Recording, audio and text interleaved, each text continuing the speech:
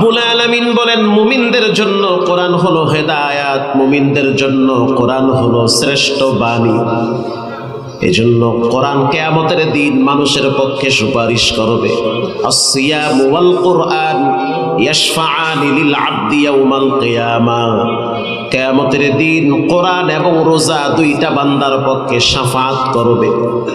জীবনে যতদিন বেঁচে থাকবেন কোরআনকে বন্ধু হিসেবে রাখবেন, নিজেও পড়েন, সন্তানদেরকেও পড়ান, কারণ কোরআন ছাড়া জীবনে কোনোদিন শান্তি আর সফলতা আসবে না।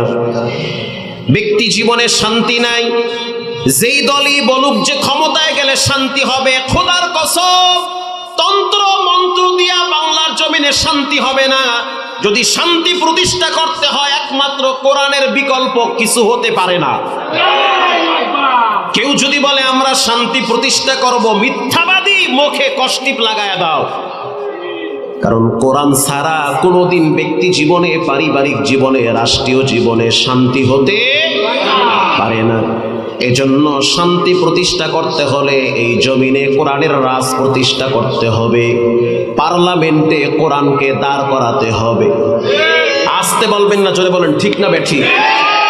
মুনাফিক হয়ে বয়ে রয়েছেন দিহি, মানে মুনাফিক মার্কা মুসলমান গোলালু, মন্দিরে গিয়াও কয় নমস্কার, ওয়াজে আইয়াও কয় সালাম আলাইকুম।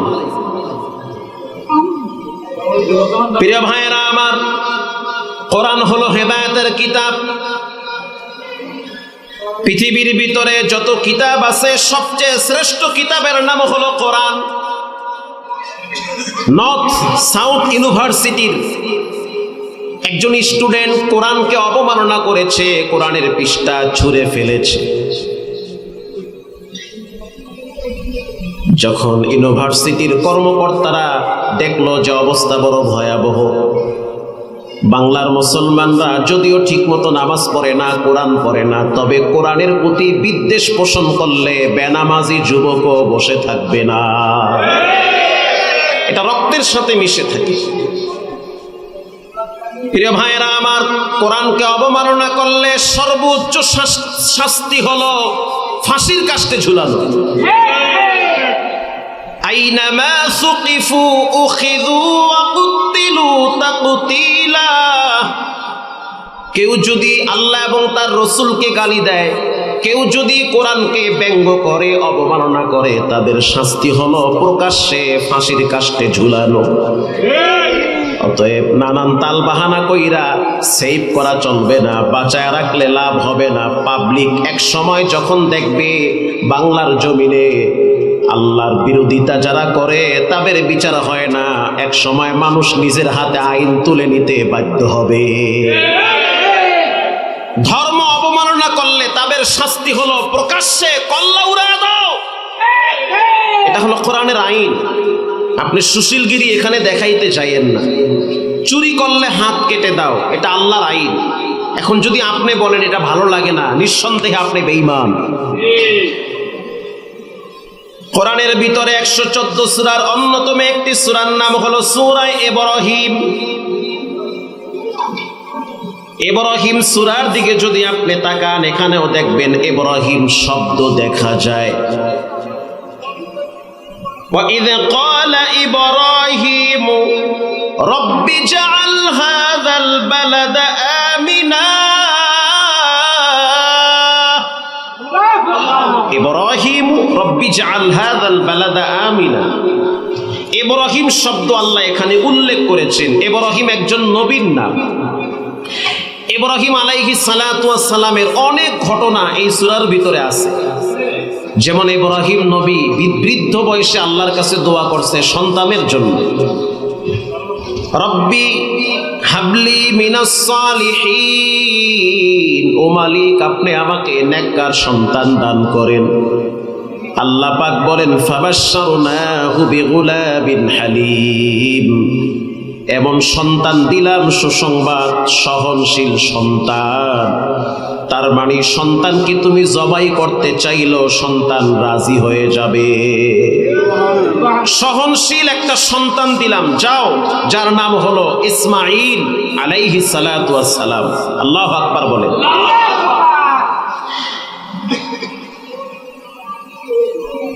তো ইব্রাহিম নবী যেই মায়ের পেটে দুনিয়াতে আসছে তার নাম হলো হাজেরা।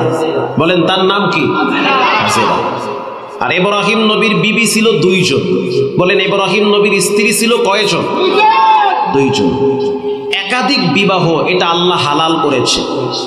কেউ যদি দুইটা বিয়ে করে আর আপনি যদি বলেন সি সি কাম করলো কি, খোদার কসম সাথে সাথে আপনি বেঈমান। আপনি যে বেঈমান, আপনার যে ঈমান শেষ, এটা পৃথিবীর সব আলেমরা একমত। আপনি আল্লাহর হালাল বিধানকে সিসি বলছেন। বলেন একজন পুরুষ শর্ত সাপেক্ষে 4টা পর্যন্ত বিবাহ করতে পারবে, এই বিধান পৃথিবীর কোনো মোল্লা মুন্সি দিয়েছে না আল্লাহ দিয়েছে?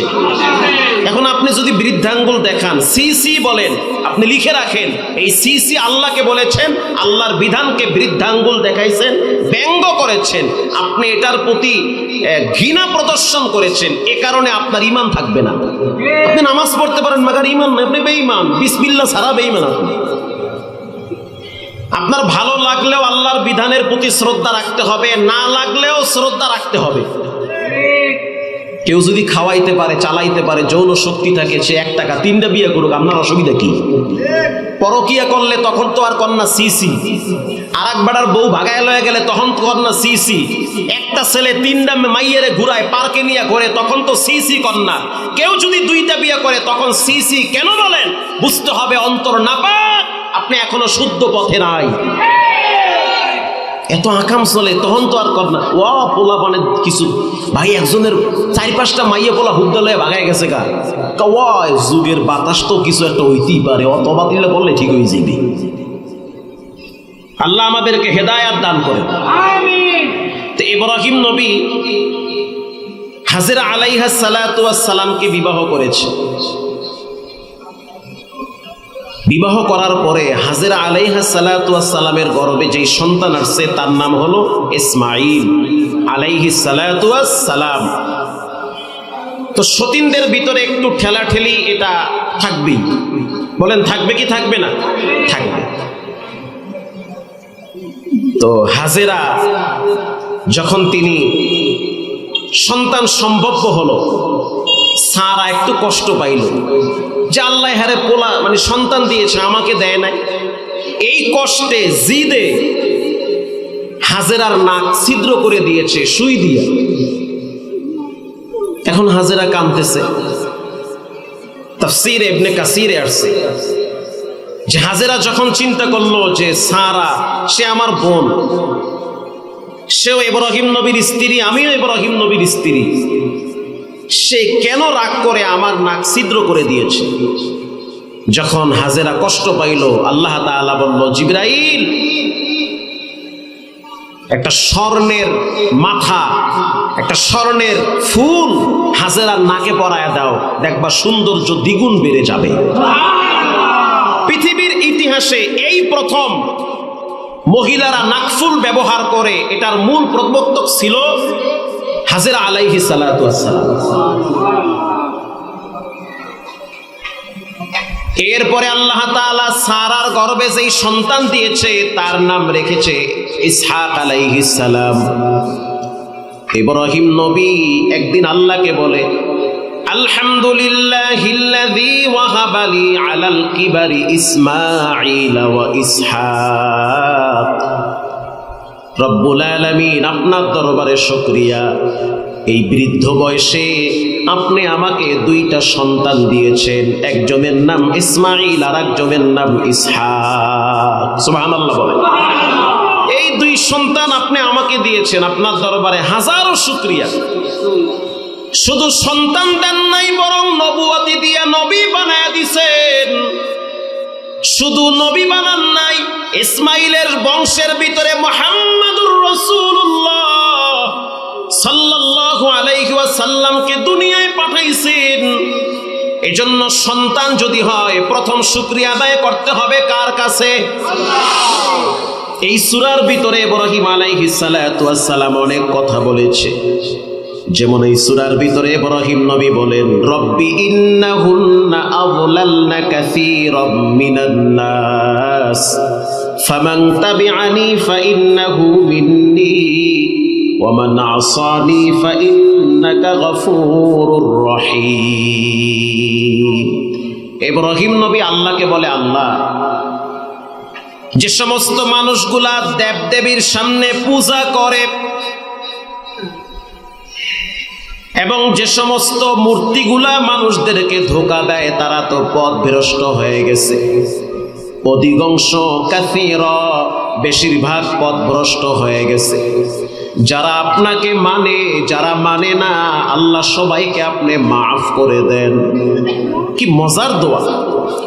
যারা আপনাকে মানে তাদেরকেও মাফ করেন, যারা আপনারে মানে না আল্লাহ তাদেরকেও মাফ করে দেন। ইব্রাহিম নবী তার উম্মতের প্রতি মায়া, এটা উম্মতের প্রতি ইব্রাহিম নবীর দয়া। ঈসা আলাইহিস সালাতু ওয়াস সালাম আল্লাহর দরবারে দোয়া করেন,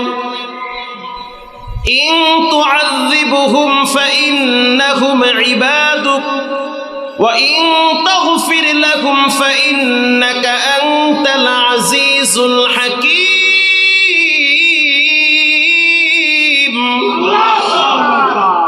রব্বুল আলামিন, যারা আপনার নাফরমানি করে তারাও তো আপনার ইবাদত করে, অতএব যারা আপনার ইবাদত করে তারা আবার গুনাহও করে। আপনি বড় দয়াময়, যারা গুনাহ করে তাদেরকেও মাফ করে দেন, যারা গুনাহ করে না তাদেরকেও মাফ করে দেন। এই আয়াত নবীজি বসে বসে তেলাওয়াত করতেছে। আব্দুল্লাহ ইবনে আব্বাস বলেন, আমি তাকায় দেখছি নবীজির চোখের পানি বায়া বায়া পড়ে।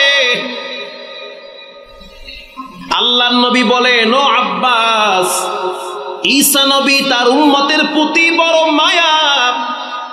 বাপ যেমন সন্তানের প্রতি মায়া, তার চেয়ে কোটি গুণ নবীর কাছে তার উম্মতের প্রতি বেশি মায়া। কারণ নবীরা চায় না তাদের উম্মতেরা গুনাহগার হয়ে জাহান্নামে যাক। আল্লাহর হাবিব তেলাওয়াত করতেছে, চোখের পানি ছেড়ে কাঁদতেছে। ইব্রাহিম নবীর বয়ান নবীজি বসে বসে পড়তেছে। ঈসা নবী উম্মতের প্রতি যেই মায়া সেটা বসে বসে পড়তেছে।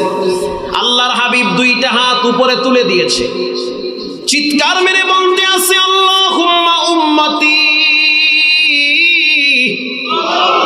আল্লাহ আপনি আমার উম্মতদেরকে মাফ করে দেন। রহমাতুল্লিল আলামিন বলেন, প্রত্যেক নবীর একটা বিশেষ দোয়া আছে, আর সেই দোয়াটা নবীরা দুনিয়াতে করেছে, দোয়া করলেই কবুল হয়ে যায়। আর আমার একটা স্পেশাল দোয়া আছে, ওই দোয়াটা আমি দুনিয়ায় করি নাই, ওই দোয়াটা আমি কিয়ামতের ময়দানে উম্মতের জন্য করব।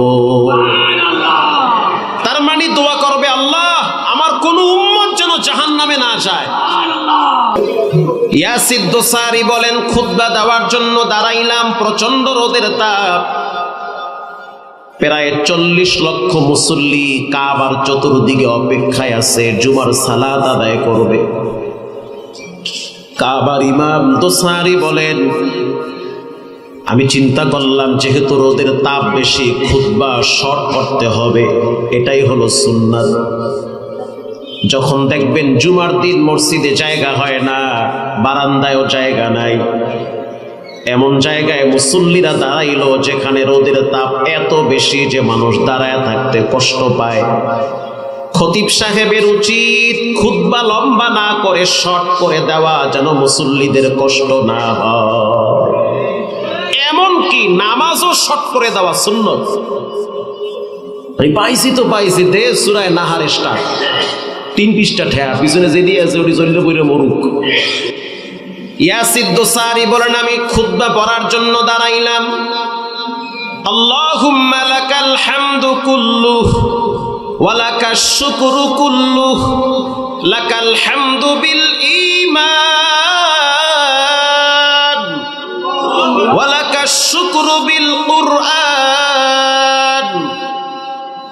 তার মানে রব্বুল আলামিন তোমার দরবারে শুকরিয়া যে তুমি আমারে ঈমানদার বানাইছো, তোমার দরবারে শুকরিয়া তুমি আমারে কোরআনের মতো দৌলত দান করেছো, তোমার দরবারে কোটি কোটি শুকরিয়া যে আমি যখন নামাজে দাঁড়াই লক্ষ লক্ষ মানুষ আমার পিছনে দাঁড়ায় তারা কোরআন শ্রবণ করে, এটা তোমার দরবারে শুকরিয়া।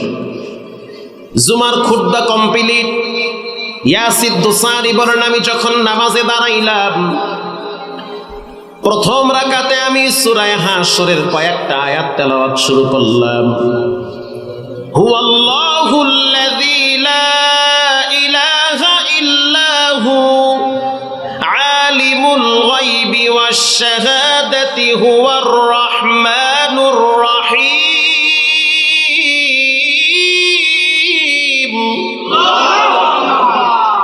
হুয়াল্লাহুল্লাযী লা ইলাহা ইল্লা হু আল মালিকুল কুদ্দুসুস সালামুল মুমিন আল মুহাইমিনুল আজিজুল জব্বারুল মুতাকাব্বির সুবহানাল্লাহি আম্মা ইউশরিকুন।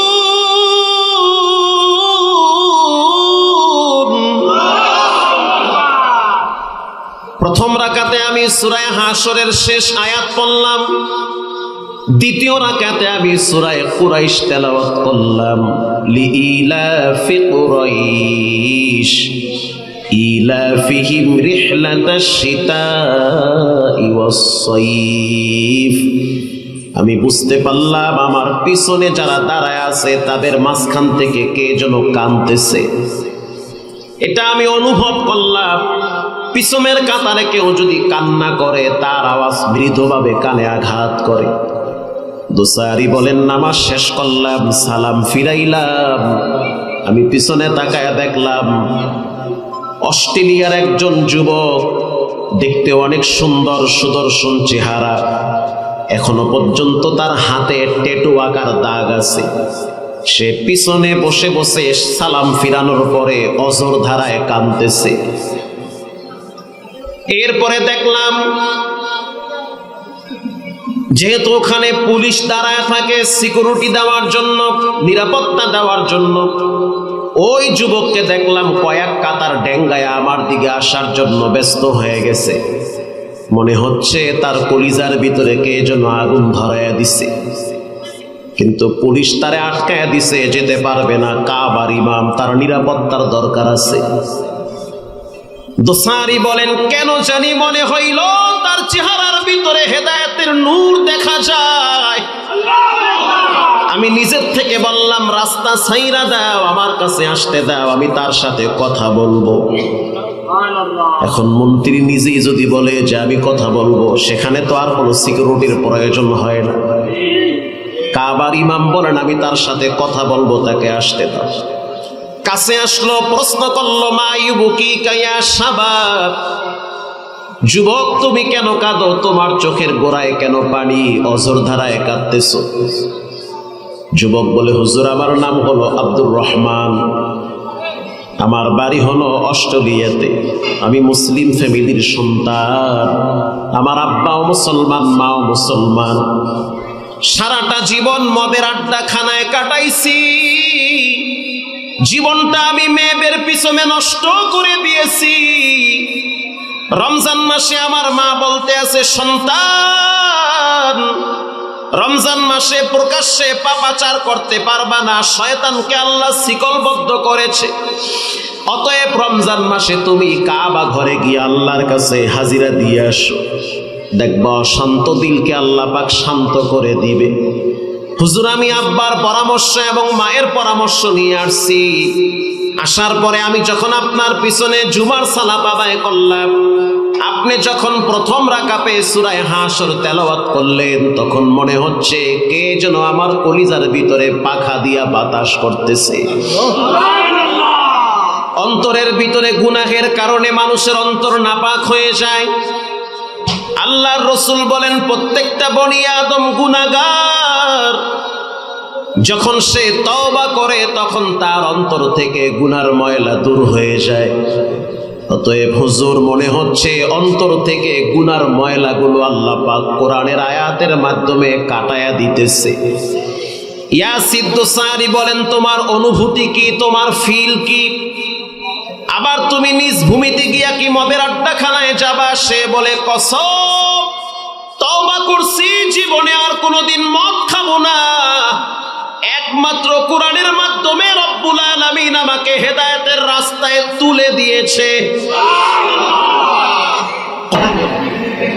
কিতাবুন আনজালনাহু ইলাইকা লিতুখরিজান নাসা মিনাজ যুলুমাত। আল্লাহ বলেন, হে নবী, আপনার উপরে যেটা নাজিল হয়েছে ওটা আপনি মানুষের কাছে প্রচার করুন। লিতুখরিজান নাসা মিনাজ যুলুমাতি ইলান নূর, মানুষদেরকে অন্ধকার থেকে আলোর পথে নিয়ে আসুন। তার মানে যারা কোরআনের বাহিরে আছে তারা অন্ধকার, যারা কোরআন মানে তারা আলোকিত জীবন যাপন করে। কোরআন ছাড়া মানুষের পারিবারিক জীবনে, ব্যক্তি জীবনে কোনোদিন শান্তি হতে পারে না। ঘরের ভিতরে এক রুমে বাবায় মোবাইল টিপে, আর এক রুমে মা স্টার জলসা দেখে, আর এক রুমে মেয়েটা ঘন্টার পর ঘন্টা কম্পিউটারে বসে থাকে। সন্তান ফজর পড়ে না, বাপ ফজর পড়ে না, বিশ্বাস করেন শান্তি নাই, পুরা ঘরটা শয়তান দখল করেছে। হাদিস শরীফে আসছে, যেই ঘরের ভিতরে কোরআন নাই, কোরআনের আলোচনা নাই, ওই ঘরটা হলো অন্ধকার ঘর। আর যেই ঘরের ভিতরে কোরআনের তেলাওয়াত হয়, কোরআনের আলোচনা হয়, ওই ঘরটা হলো নূরে আলোকিত হওয়ার ঘর। অন্য এক হাদিসে আল্লাহর নবী বলেন, তলাবুল ইলমি ফারিদাতুন আলা কুল্লি মুসলিম, প্রত্যেক নরনারীর উপর দ্বীন ইলম শিক্ষা করা ফরজ। অন্য এক হাদিসে নবীজি বলেন, খায়রুকুম মান তাআল্লামাল কুরআন ওয়া আল্লামা, যে ব্যক্তি কোরআন পড়ে, যে ব্যক্তি কোরআন পড়ায়, তাদের চেয়ে ভালো কেউ নাই। অন্য এক হাদিসে নবী বলেন, কুন আলিমান আও মুতাআল্লিমান আও মুহিব্বান আও মুস্তামিআন ওয়ালা তাকুন খামিসা ফাতাহালিক। নবীজি বলেন, মনে রাখবে তোমরা আলেম হও, চারটা জিনিসের বাহিরে তোমরা হইও না। হয় আলেম হও, অথবা আলেমের বয়ান শুনো, যদি তাও না পারো কুন আলিমান আও মুতাআল্লিমান, আলেম হও অথবা আলেমের ছাত্র হও। আল্লাহু আকবার বলেন। কুন আলিমান, আলেম হও। বলেন নবীজি কি বলেছেন? কি হও?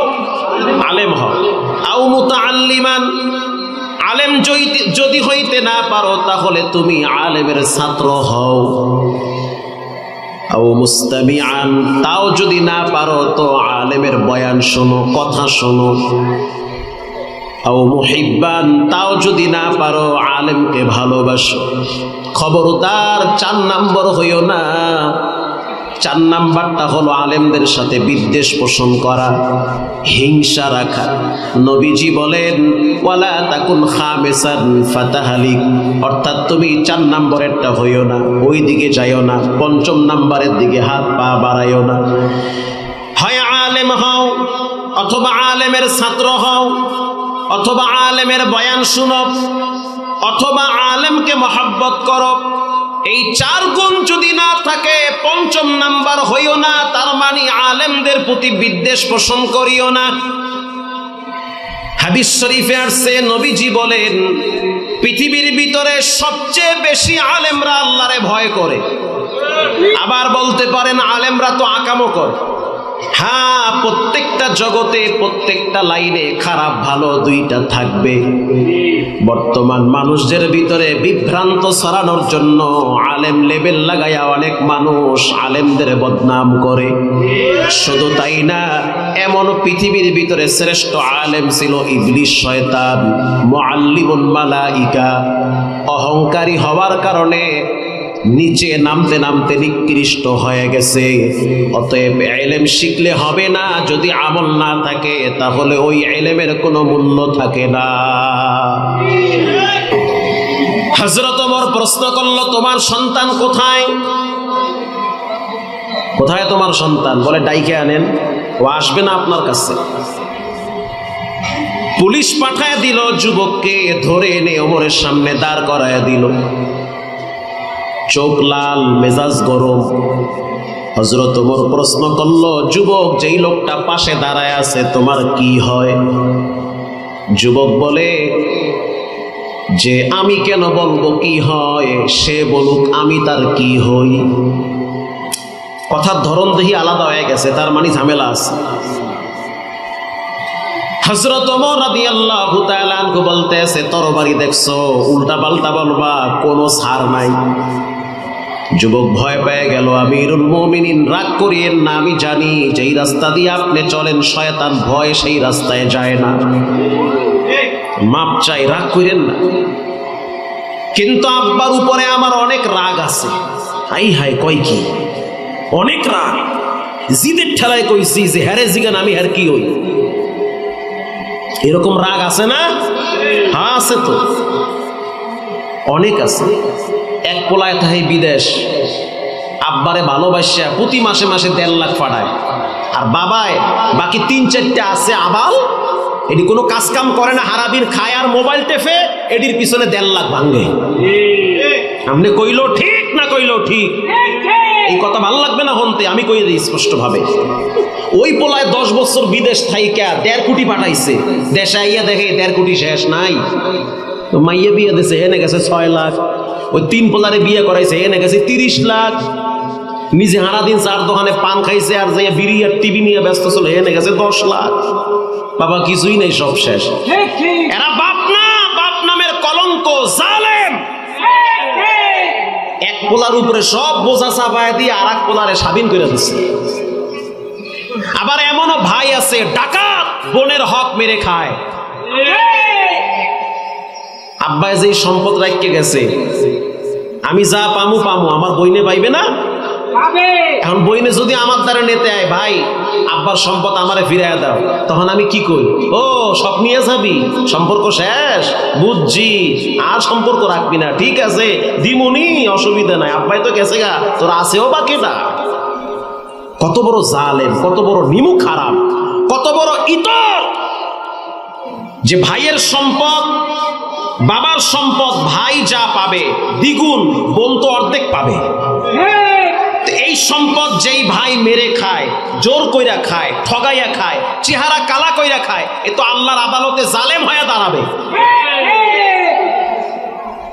মনে মনে জম্মের মতো রাগ হবে। আর কাদার রাস্তা তো পারলে গাড়ি আটকায় দিয়ে নামার না। হযরত ওমর রাদিয়াল্লাহু তাআলা আনহু বলেন, যুবক, মেজাজ গরম করলে কাজ হবে না, জানতে চাই এই লোকটা তোমার বাবা হয় কিনা? বলে হ্যাঁ আমার আব্বা হয়। তাহলে তুমি তোমার আব্বার খোঁজ খবর কেন নাও না? বাবার হক ঠিক মতো তুমি কেন আদায় করো না? যুবক বলল, আমিরুল মুমিনিন, আপনি যেই শাস্তি দিবেন মাথা পেতে মেনে নিব। প্রথমে আমি জানতে চাই, কয়েকটা প্রশ্ন করব, আপনি উত্তর দিবেন। আল্লাহু আকবার বলেন। প্রথম প্রশ্ন হলো, আপনি বলেন দুনিয়াতে আব্বা আগে আসছে না ছেলে আগে আসছে? আপনারাই বলেন, বাপ আগে আসছে না ছেলে আগে আসছে? বাবা আগে আসছে। এরকম হয়েছে নাকি যে ভুলে আপনার দেশে পোলা আইয়ে পড়ছে আগে? বাপ আগে আসছে। হযরত ওমর বলেন, বাপ আগে আসছে। কিছুক্ষণ পর আবার প্রশ্ন করল, আমিরুল মুমিনিন, জানতে চাই দায়িত্ব বাবার আগে না ছেলের আগে? বাবায় পেছে বইরা গেছে, চিন্তা করলো, পোলায় দেখি একদম গোড়ায় হাত দিছে। আল্লাহু আকবার বলেন। দায়িত্ব আব্বার আগে না পোলার আগে? আপনি কোন? আব্বায়ও হুনুক, আমিও হুনুক, বাবার রুহুতে পানি আছে, চেহারা হুগাইয়া গেছে। হযরত ওমর রাদিয়াল্লাহু তাআলা আনহু বলল, দায়িত্ব বাবার আগে। কি কি দায়িত্ব জানায় দেন? হযরত ওমর বলে, বাবার দায়িত্ব 3টা। প্রথম দায়িত্ব হলো সন্তানের জন্য ভালো একটা মা নির্ধারণ করা। ভালো ফল পাবেন, ভালো গাছ লাগাতে হবে। নৌকা নিয়ে মাছ ধরতে যাবেন, নৌকার তলা ঠিক আছে কিনা আপনাকেই দেখতে হবে। জাল নিয়ে নদীতে যাবেন, জালের ফাঁস যদি বড় হয় পুঁটি মাছ লাগবে না, বোয়াল মাছ লাগতে পারে। খালি জাল নিয়ে ঘরে আসতে হবে। অতএব হযরত ওমর বলল, বাবার প্রথম দায়িত্ব হলো সন্তানটা যেই মহিলার পেটে থাকবে ওই মহিলাটা যেন ভালো হয়, এটা বাবার দায়িত্ব। যুবক বলল, আমিরুল মুমিনিন, আপনি আমার আব্বাকে জিজ্ঞাসা করেন আমার মায়েরে কেমনে বিয়ে করছে। ভাই জিজ্ঞেস করতে পারে না? আমিও তো পারি যে আব্বা আমার আম্মারে কেমনে বিয়ে করছে, সাক্ষী কারা, উপস্থিত কারা ছিল, কোথা থেকে বিয়ে করছে? বলেন এই প্রশ্ন করার অধিকার আমার নাই? হযরত ওমর প্রশ্ন করল, যুবক কি বুঝাইতে চাও? বলে আমি বুঝাইতে চাই আমার আব্বাকে বলেন আমার মাকে কোথা থেকে নিয়ে আসছে। কারণ আপনি না বলছেন ভালো একটা মা নির্ধারণ করা, তো আপনি বলেন আমার মা কেমন, আমার মায়ের ক্যারেক্টার কেমন, চরিত্র কেমন, কোন বংশের নারী, কোথা থেকে আমার আব্বা নিয়ে আসছে। হযরত ওমর প্রশ্ন করল, মুরব্বী রাগ করিয়েন না, এবার আপনি সন্তানের সামনে বলেন সন্তানের নানা বাড়ি কোথায়, ওর নানাকে, কেমনে কেমনে ওর মায়ের বিয়ে করছে।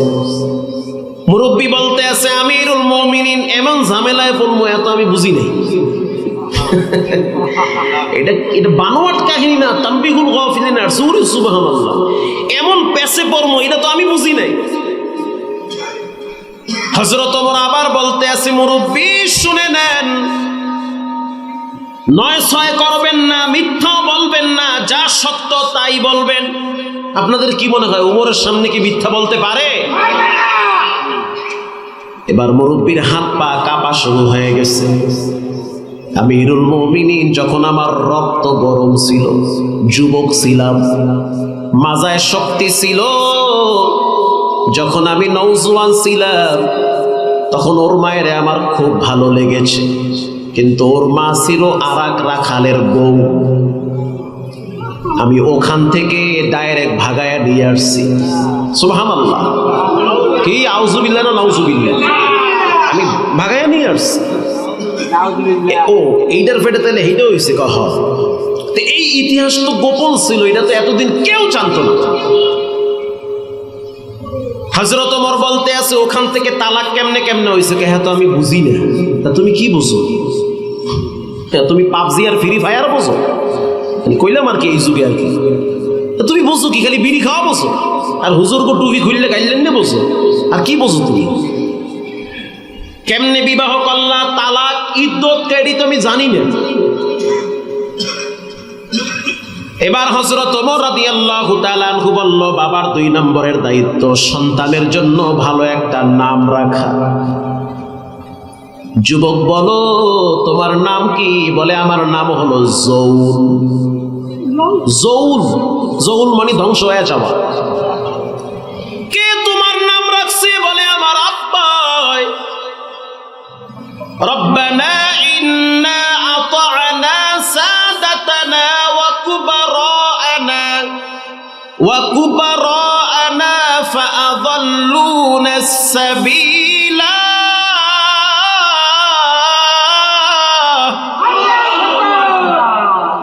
এই মাইয়া পোলাই তো হাসরের ময়দানে ডাইরেক্ট দেখায় দিবে যে আল্লাহ আমার কোনো দোষ নাই, আমার আব্বা আম্মারে ধরেন। এগো শিকল লাগা। রব্বুল আলামিন বলবে কেমনে শাস্তি দিব? সন্তান এবার বলবে রব্বানা আতিহিম দুইফাইনি মিনাল আযাবি ওয়াল আনহুম লা'নান কাবীরা। নরমাল শাস্তি দিলে হবে না, ডাবল শাস্তি দেওয়া লাগবে। হযরত ওমর রাদিয়াল্লাহু তাআলা আনহু বলল, বাবার 2 নম্বরের দায়িত্ব সন্তানের জন্য ভালো একটা নাম রাখা। মুরব্বী নামের ক্ষেত্র তো আপনি উল্টা পাল্টা করেছেন। যুবক আবার বলল, ওমর আপনি বলেন বাবার 3 নম্বরের কি দায়িত্ব? মুরব্বী বলল, যুবক বলল, মুরব্বী শোনেন, বাবার 3 নম্বরের দায়িত্ব হলো সন্তানকে কোরআন চিনানো। আল্লাহু আকবার বলেন। সন্তানকে কোরআন চিনানো, কারণ সন্তান যদি কোরআন না চিনে সে তার মা বাবাকে চিনবে না, না চিনবে না, বিশ্বাস করেন চিনবে না। সন্তানকে কোরআন চিনানো, কারণ মাঝে মাঝে আমারও মেজাজ গরম হয়, চাই যে আব্বার একটা ধমক দিমু, এত কথা কয়, আরে বুড়ো হয়ে গেল তো কথা একটু বেশি কইবি। মাঝে মাঝে আমারও মনে চায় আমার মা কি বলে না বলে, অযৌক্তিক কথা বলে, তো মনটা চায় মায়ের একটা ধমক দিয়ে বলি, দূর কোন ছাতা মাতা কওয়েডি। কিন্তু আল্লাহ বলেন ওয়ালা তানহারুহুমা ওয়া কুল লাহুমা কাওলান কারীমা।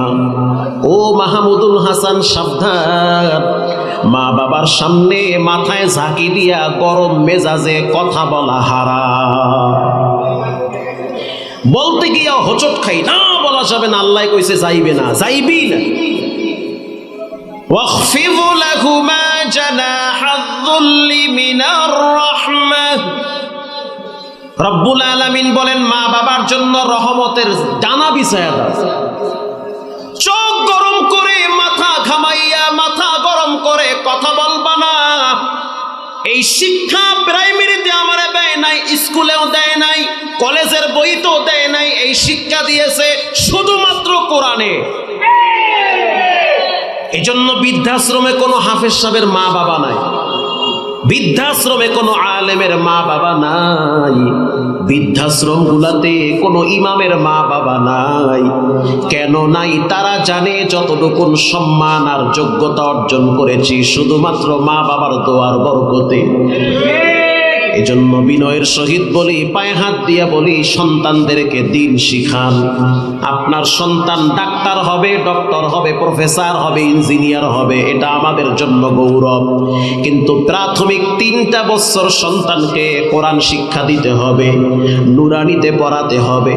সন্তান মাদ্রাসায় গেলে প্রথম পর্বে আলিফ, সন্তান বলে আলিফে কি হয়? উস্তাদ বলে আলিফে আল্লাহ। উস্তাদ যখন বলে আলিফে আল্লাহ, এবার আবার লিখে দেয় বাপ। বাচ্চাটা আপনার বলবে বাতে কি হয়? উস্তাদ বলে বাতে বাইতুল্লাহ। উস্তাদ জি বাইতুল্লাহ কি? উস্তাদ বলবে বাইতুল্লাহ মানে আল্লাহর ঘর। উস্তাদ এবার বলবে তা। সন্তান বলে তাতে কি হয়? যেমন আমার বাচ্চা বাসায় এসে বলে আব্বু তাতে টুপি।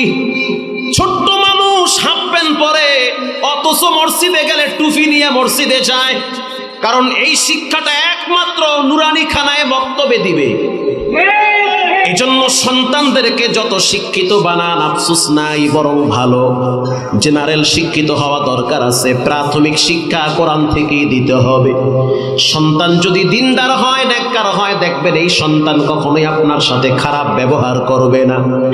মা হুয়া শিফাউ ওয়া রাহমাতুল লিল মুমিনিন, কোরআন হলো মুমিনদের জন্য ঔষধ। এটা সেবন করো। সেবন মানে ব্যক্তি জীবনে, পারিবারিক জীবনে লাগাও। বর্তমান সময়ের ভিতরে অনেক মা বাবারা দেখবেন যেই ভুলটা সবচেয়ে বেশি করে, সেটা হলো বাচ্চা যখন আস্তে আস্তে বুঝতে শিখে বড় হয়, তখন বাচ্চার মেধা থাকে পাকা, যা শুনে তাই মুখস্থ করে। বাচ্চা বড় অনুকরণীয় হয়। বাবার কাছ থেকে বাচ্চা শিখে। কাদা যেমন দেওয়ালে লাগাইলে লেগে যায়, এই কাদা যদি রোদরে শুকাইয়া আপনি শক্ত বানান, দেওয়ালে লাগাইলে লাগবে? লাগবে? কেন লাগবে না? একটাই কারণ, কারণ কাদাটা শক্ত হয়ে গেছে। আমাদের বরিশাল অঞ্চলের একটা প্রবাদ বাক্য আছে, কাঁচায় না নুইলে বাঁশ, পাকলে করে ঠাস ঠাস। আমাদের বাচ্চাগুলো হলো কাদার মতো। এদেরকে আপনি যা বুঝাবেন, যা শিখাবেন তাই শিখবে। যদি আপনি বাচ্চাকে আগে সালাম দেন, এই বাচ্চা আপনাকে বড় হওয়ার পরে আগে সালাম দিবে। বাচ্চাকে যদি আপনি বিসমিল্লাহির রহমানির রহিম এই শিক্ষাটা খাবার খাওয়ার সময় দেন, ও বড় হওয়ার পরে জজ হবে, ব্যারিস্টার হবে, দার্শনিক হবে, বিজ্ঞান হবে। খোদার কসম, যেই খাবারটাই মুখে নিবে হালাল খাবার, বিসমিল্লাহ ছাড়া সে মুখে নিবে না। বাচ্চা যখন মুখে খাবার দিবে, আপনি শিখায় দেন পড়ো তোমার রবের নাম। বাচ্চার খাবার শেষ হওয়ার পর আপনি বলেন পড়ো আলহামদুলিল্লাহ। ঘরে যখন ঢুকবেন তখন আপনি ডান পা দিয়া ঢুকবেন, বিসমিল্লাহ বলে ঢুকবেন। ঢুকার পর দোয়া পড়বেন। যখন আপনি বাথরুমে যাবেন বাম পা দিয়া ঢুকবেন। সন্তান প্রশ্ন করে, আব্বু তুমি কেন বাম পা দিয়া বাথরুমে যাও? আপনি স্পষ্ট জানায় দেন, আমাদের নবী বলেছেন বাথরুমে বাম পা দিয়া যেতে হবে। বাম পা দিয়া যাবেন, ডান পা দিয়া বের হবেন। সন্তানকে বলবেন ডান পা দিয়া বের হওয়া সুন্নত। দোয়া পড়বেন, স্পষ্টভাবে দোয়া পড়বেন, আল্লাহুম্মা ইন্নী আউযু বিকা মিনাল খুবুসি ওয়াল খাবাইস। দোয়া সন্তানও শিখলো, আপনিও শিখলেন। এগুলা প্র্যাকটিস মা বাবা যদি করে, সন্তানের ভিতরে এটার প্রভাব বিস্তার করে। কিন্তু বর্তমানে এই নির্লজ্জ সমাজের মা বাবারা এই পরিমাণ বেহায়া হয়েছে, ব্রেন এতটাই নষ্ট হয়ে গেছে, সন্তানরা সকালবেলা যদি কোচিং এ না যায় মা বাবা ধমক দেয়। বলেন দেয় কি দেয় না? প্রাইভেটে না গেলে বাবায় রাগ করে, স্কুলে না গেলে মা ধমক দেয়। খোদার কসম দিয়া বললেও কাফারা দেওয়া লাগবে না।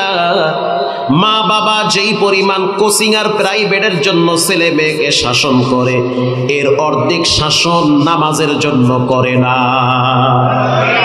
হাদিসের কিতাবে আসছে, একজন সাহাবীর নাম হলো আলকামা রাদিয়াল্লাহু তাআলা আনহু। যোগ্যতা সম্পন্ন একজন সাহাবী। মৃত্যুর সময় হয়ে গেছে, মুমূর্ষ হয়ে গেছে, বিছানায় পড়ে আছে।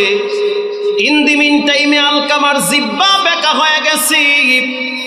স্ত্রী ঘর থেকে আওয়াজ দিয়ে বলল, কে আছো, কোথায়? আমার স্বামী তো কালেমা পড়তে পারে না, আমি 5-7 মিনিটের ভিতরে শেষের দিকে চলে যাচ্ছি, আমার স্বামী তো কালেমা পড়তে পারে না। এই সংবাদ পাওয়ার পরে নবীজির সাহাবীরা নবীর কাছে চলে গেল। ওগো আল্লাহর হাবিব, আপনার সাহাবী আলকামার মুখে নাকি কালেমা আসতেছে না, জিহ্বা বেঁকা হয়ে আছে। আল্লাহর হাবিব বলতে আছে, আলকামার কে বেঁচে আছে? বলে আলকামার বাপ নাই, শুধু মা আছে। এটা বলার সাথে সাথে নবীজি বলল, তাহলে মাকে আমার কাছে নিয়ে আসো, তা না হলে আমাকে তার মায়ের কাছে নিয়ে যাও। আলকামার মায়ের কাছে সংবাদ পাঠাইলো, তুমি যদি নবীর কাছে যেতে পারো তো যাও, না হলে নবী তোমার কাছে আসবে। আলকামার মা বলল, নবীজি আমার কাছে আসবে এটা তো বেয়াদবি হবে, আমি নবীর কাছে যাব। বৃদ্ধা মহিলা লাঠিতে ভর দিয়া দিয়া নবীর কাছে গেল।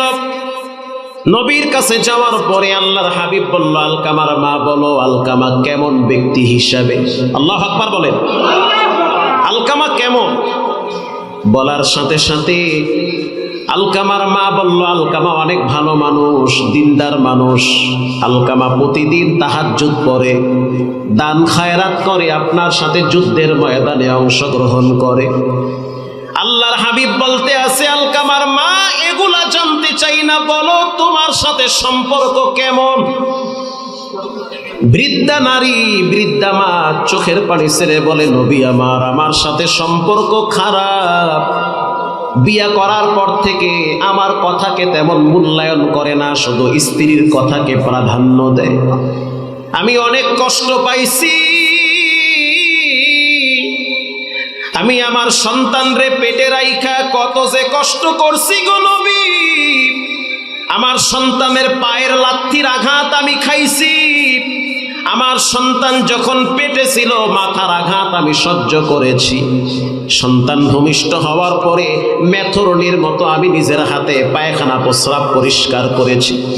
এখন বড় হয়ে গেছে, ঘাড়ের রক মোটা হয়ে গেছে, বইয়ের কথা শুনে আমার কথাকে প্রাধান্য দেয় না। এটা বলার পরে আল্লাহর হাবিব বলতে আছে, আলকামার মা, আলকামারে যদি ক্ষমা করে না দাও তাহলে কিন্তু জাহান্নামের আগুনে আল্লাহ পাক পুরাবে। জাহান্নামের আগুন বড় কঠিন, দুনিয়ার চাইতে 70 গুণ পাওয়ারফুল হবে। জাহান্নামের আগুন থেকে যদি বাঁচাইতে চাও তাহলে তুমি আলকামারে মাফ করে দাও। একজন সাহাবী হওয়ার পরেও জাহান্নামের আগুন থেকে বাঁচতে পারতেছে না, মায়ের সাথে একটু উল্টাপাল্টা ব্যবহারের কারণে। আল্লাহর হাবিবের কথায় মহিলা বলতে আছে, নবী আমি তো আমার সন্তানকে মাফ করতে চাই না, কারণ কলিজার ভিতরে কষ্ট, মাফ করতে পারবো না। আল্লাহর হাবিব বলতে আছে, যদি মাফ না করো তাহলে জাহান্নামের আগুনে পুরাবার আগে দুনিয়ার আগুনে পুরায়া দিব। বেলালকে বলল, বেলাল দেরি আর করা যাবে না, পাহাড় থেকে লাকড়ি নিয়ে আসো, আলকামারে পুরায়া দিব। পাহাড় থেকে লাকড়ি নিয়ে আসছে। আলকামার মা যখন দেখলো যে আসলেই তার সামনে তার সন্তানকে পুরাবে, তখন আলকামার মা বলল, গো আল্লাহর হাবিব, সন্তানকে মায়ের সামনে পুরাবেন, এটা তো বড় কষ্টের বিষয়। আপনি সাক্ষী, আপনার রব সাক্ষী, আমি এই মুহূর্তে আমার সন্তান আলকামারে মাফ করে দিলাম, ক্ষমা করে দিয়েছে। নবীজি বলল, বেলাল গিয়া দেখো আলকামার কি অবস্থা। বেলাল রাদিয়াল্লাহু তাআলা আনহু আলকামার বাড়ির দরজার সামনে যখন দাঁড়াইলো, স্পষ্ট শুনতে পাইল কালেমায়ে শাহাদাতের আওয়াজ আসতেছে। তাহলে চিন্তা করেন, মা যখন মাফ করে দিয়েছে তখন সন্তানের মুখে কালেমা চলে আসে। এই মা বাবার হক যদি বুঝতে হয়, বুঝাইতে হয়, সন্তানকে দিন শিখাতে হবে। আজ থেকে পাক্কা নিয়ত করে নেন, জীবনে কোনোদিন নামাজ ছাড়বো না। যতদিন বেঁচে আছেন প্রতিদিন নিয়মিত কোরআন তেলাওয়াত করবেন।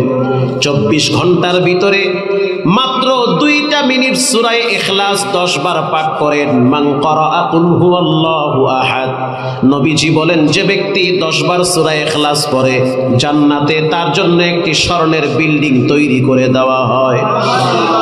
নিয়মিত সূরা মুলুক তেলাওয়াত করেন, প্রতিদিন 5 ওয়াক্ত সালাত আদায় করেন, সন্তানদেরকে দিন শিখান।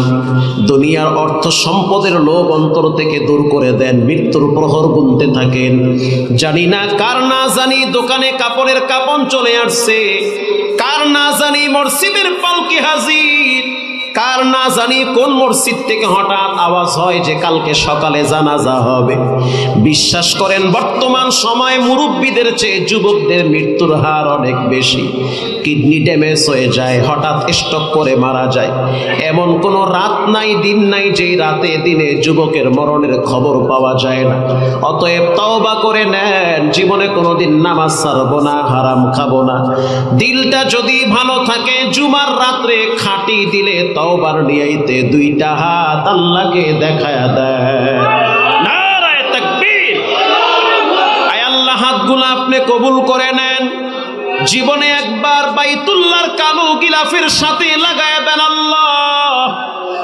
মক্কা মদিনায় জীবনে একবার যাবার সুযোগ করে দেন, জোরে বলেন আমিন। রঙ্গে তাকওয়া, রঙ্গে সিদ্দিক, রঙ্গে দিন, তা'আবদু বাকি বুআদবর আবেদিন। এতক্ষণ বয়ানে কি বুঝলেন? কোরআনের শিক্ষা লাগবে কি লাগবে না? শিখাইয়েন। অনেক ছেলে মেয়ে, 2-1টা ছেলে মেয়েকে কোরআন শিখান, আলেম বানান, ঠকবেন না ইনশাআল্লাহ। কারণ বর্তমান বাংলাদেশের ভিতরে, আমি তো ঢাকা সিটি